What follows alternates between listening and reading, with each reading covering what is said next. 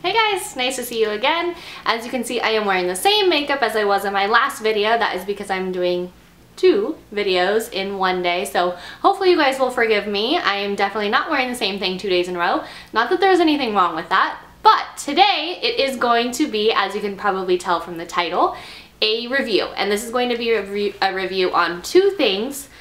One is the Lorac Dazzling Dozen Limited Edition Eyeshadow Collection. Ta-da! This is at Ulta right now, and I just got it a couple days ago, so I know for a fact it's still there. It's only $35, so that is 1, 2, 3 times 1, 2, 3, 4. That's 12 eyeshadows, Lorac eyeshadows for 35 bucks. I mean, if you think about it, like a MAC eyeshadow, what, they're now like 15 or something like that, 12, 15. So it's a pretty good deal. I have swatched all of these, and I'm going to swatch them all for you so that way you can take a look and give you my final thoughts on this. And then I'm also going to be, as promised, reviewing the Becca Ever Matte Poreless Priming Perfector, and that's this one right here. This is supposed to be a great primer for somebody who is very oily, or somebody who is looking for a poreless matte all-day finish. I think that's kind of everybody, but it's definitely more of a primer for people who have oily skin, or at least it's supposed to be. So I have tried this for about a solid week, every single day, so that way I can get, you know, a really good sense of what the product's like on my skin, so that way I can give you guys an actual honest review. So let's go ahead and get started. The first one that I'll review is the primer. This is, again, by Becca. And let me open it out of the box for you. I kept it in the box so that way you guys can see what it looks like, but it looks like this. It is, again, the Ever Matte Poreless Priming Perfector, and you do get 1.35 ounces, which is actually a lot, but I believe that this is $38, and I will put the exact price down below so that way I can be 100% sure, but let's see what it says on the back first. It's an oil control primer that perfects for an all-day matte smooth complexion while minimizing pores. You definitely want to shake this up before you use it, and I found that out the hard way because I did not read the instructions, and when I poured it out it was just like watery. However, once you actually do it the right way and you shake it up and pour it on your hands, it kind of, it's, okay, so I love the Benefit Poreless, what is it called? Professional primer, because when you put that on, although it does kind of have like a silicone base, it does kind of feel like that, it at least feels smooth when you're rubbing it on your face.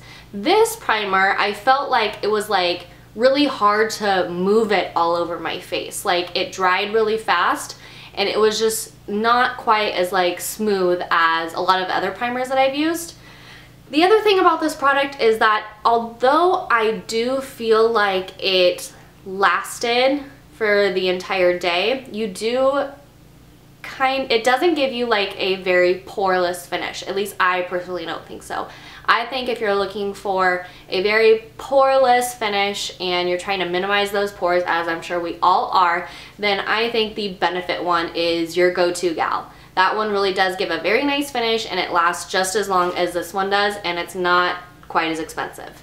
Now, the other thing is that I have extremely oily skin. Even right now, I can see that my T-zone is starting to get oily, and I literally just did my makeup.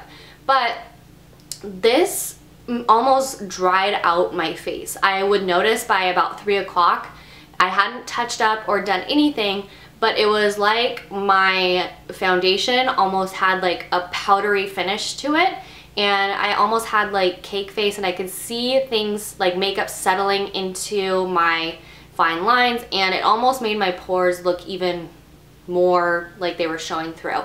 So I really wasn't happy with the product.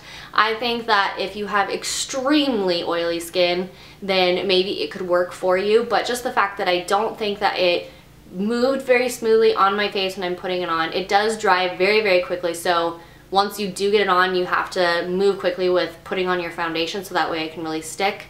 Another thing is that I don't really think it gave a poreless finish, although I think it did last all day, and it kind of made me my pores even more obvious because it made me almost look like I had cake face. Now another thing is that I tried it with multiple different foundations, so I know it wasn't the combination of the one specific foundation with that primer, because I tried a BB cream, I tried my Kat Von D, which is very, very full coverage, and then I also tried the Ever Matte by Makeup Forever. What is it called? Velvet Matte. And then what else did I try? Oh, the MAC Face and Body Foundation. So I did try it with a bunch of different products to really get, you know, an idea if it was the foundation or if it was the primer.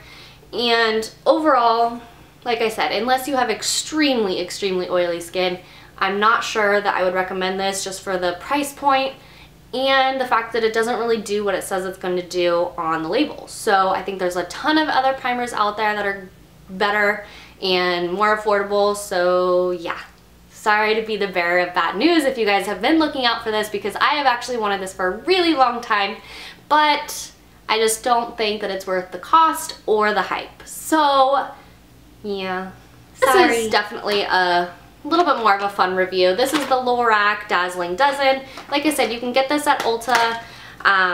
It's only 35 bucks, so it's a really good deal, you would think. And there is a wide range of colors in here too. So I am going to swatch all of them on for you, so that way you can really see.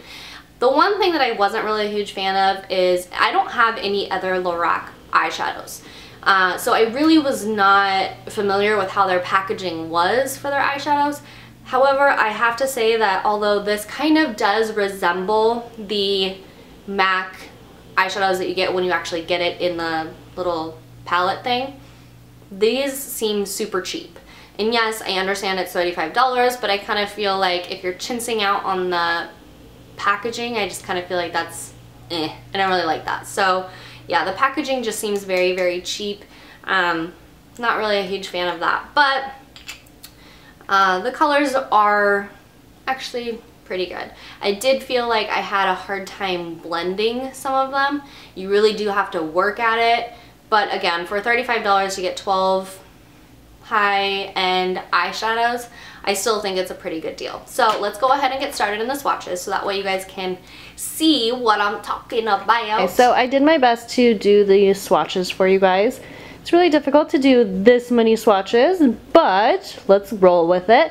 The first one is called Shimmer. It's definitely more of a, I guess, a dramatic highlight. Maybe I would use it in the corners of my eyes, but not so much on my brow bone. The second one is called Au Naturel. That one I would definitely use in the corner of my eyes as well as on my brow bone, just because it didn't have quite so much shimmer. It was a little bit more day-to-day, and I think that anybody could rock that one for sure. The next one I actually really liked. I thought this pigment was very pigmented, but also it blended really easily, and I can't say that for all of them. This is a turquoise color, and this is in the color Celebutante.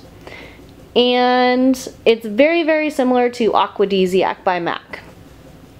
The next one is a navy blue color, and this is the color Sapphire. And so this one was very, very hard to blend. You can probably even see on my arm that I had to do a couple swipes to even get the color to really show up. And then the next one right here is going to be Mango. This is more of a pinky color. It does have a little bit of a shimmer in it. Again, another color that was not quite as pigmented as I would have liked, but whatevs. The next one is called Gleam. This is another great, very, very shimmery color that I would put maybe like underneath my crease.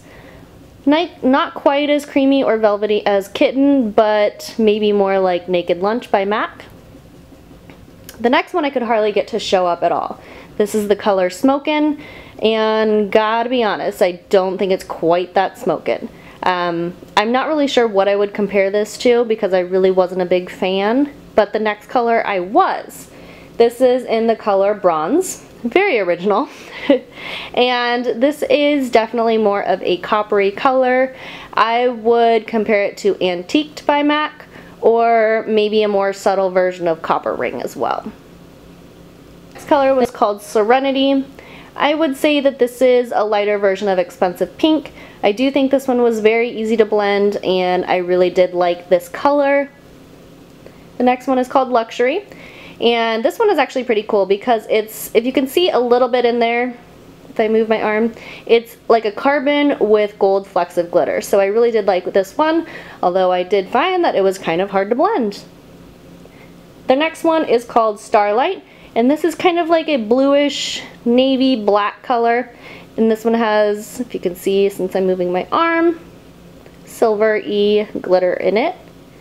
And then the last one is Dazzle, and this is very much a plum color with iridescence, although, oh, you can see it a little bit of iridescence in there, but the last two definitely shimmer and stand out. Great for smoky eyes. So I hope you guys took some useful information from this review. I would say that the Dazzling collection is still a decent investment, although I didn't really like the packaging that it came in, and I do think that some of the pigments were really hard to blend out. However, there were some winning colors in there, and if you think about the cost of an average MAC eyeshadow or an Urban Decay eyeshadow, it's still a decent investment. However, I would say that the Becca primer, you can definitely find more affordable primers that are actually going to live up to the promises that they give. So I hope you guys found this useful, and if you have any other video requests for me, definitely let me know down below so that way I can get on that for you. And I hope you guys have a fabulous weekend, and I will see you guys next time. Bye!